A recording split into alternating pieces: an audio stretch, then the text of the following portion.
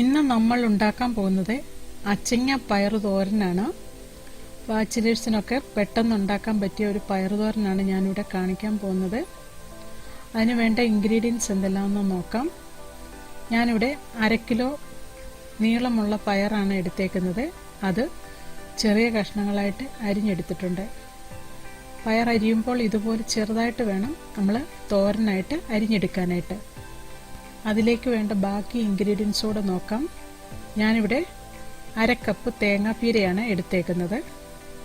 അതിലേക്ക് ഒരു ചെറിയ സവോള ചെറുതായിട്ട് അരിഞ്ഞെടുത്തിട്ടുണ്ട്, ഒരു 3-4 ചുവന്നുള്ളി ചെറുതായിട്ട് അരിഞ്ഞെടുത്തിട്ടുണ്ട്, 2 വെളുത്തുള്ളി ചെറുതായിട്ട് അരിഞ്ഞെടുത്തിട്ടുണ്ട്, 3 പച്ചമുളക് ചെറുതായിട്ട് അരിഞ്ഞെടുത്തിട്ടുണ്ട്, 1/2 ടീസ്പൂൺ മഞ്ഞൾപ്പൊടി എടുത്തിട്ടുണ്ട്, കുറച്ച് കറിവേപ്പില എടുത്തിട്ടുണ്ട്.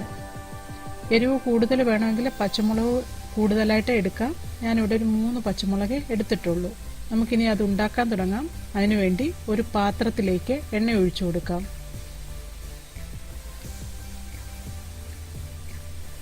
ഒരു 3-4 ടേബിൾ സ്പൂൺ എണ്ണ ഒഴിച്ചു കൊടുക്കാം. എണ്ണ ഒന്ന് ചൂടായി വരുമ്പോൾ അതിലേക്ക് നമുക്ക് കടുക് ഇട്ട് കൊടുക്കാം. കടുകൊന്ന് പൊട്ടി വരുമ്പോൾ നമുക്ക് 2 വറ്റൽ മുളകും കൂടെ ഇട്ട് കൊടുക്കാം.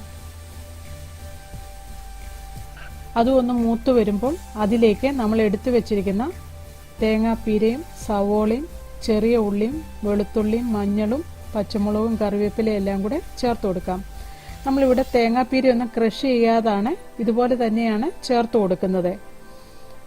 ഇതെല്ലാം ചേർത്ത് നന്നായിട്ടൊന്ന് ഇളക്കി യോജിപ്പിക്കാം.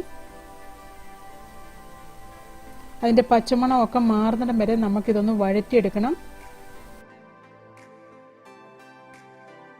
അതെല്ലാം നന്നായിട്ട് വഴറ്റിയതിന് ശേഷം അതിലേക്ക് നമ്മൾ അരിഞ്ഞു വെച്ചിരിക്കുന്ന പയറും കൂടെ ചേർത്ത് കൊടുക്കാം. ഈ പയറും കൂടെ ചേർത്ത് നന്നായിട്ടൊന്ന് മിക്സ് ചെയ്ത് കൊടുക്കാം.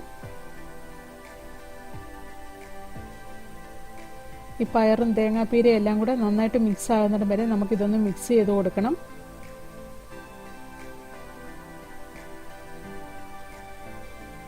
അതിലേക്ക് നമുക്ക് ആവശ്യത്തിന് ഉപ്പ് ചേർത്ത് കൊടുക്കാം. ആദ്യമേ കുറച്ച് ഉപ്പ് ചേർത്ത് കൊടുത്തിട്ട് നന്നായിട്ടൊന്ന് മിക്സ് ചെയ്ത് കൊടുക്കാം. അതിനുശേഷം നമുക്ക് പയർ നന്നായിട്ട് വെന്തതിന് ശേഷം നോക്കിയിട്ട് വേണം ഉപ്പ് ചേർക്കാനായിട്ട്.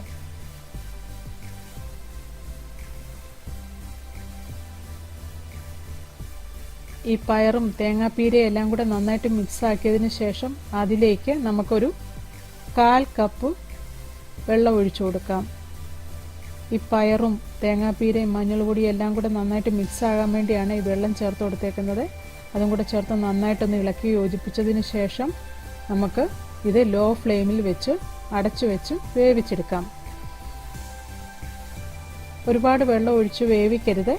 ആ പയർ ഒന്ന് ചെറുതായിട്ടൊന്ന് മിക്സ് ആകാൻ വേണ്ടി മാത്രമുള്ള വെള്ളമാണ് ഞാനിവിടെ ഒഴിച്ചു കൊടുത്തേക്കുന്നത്.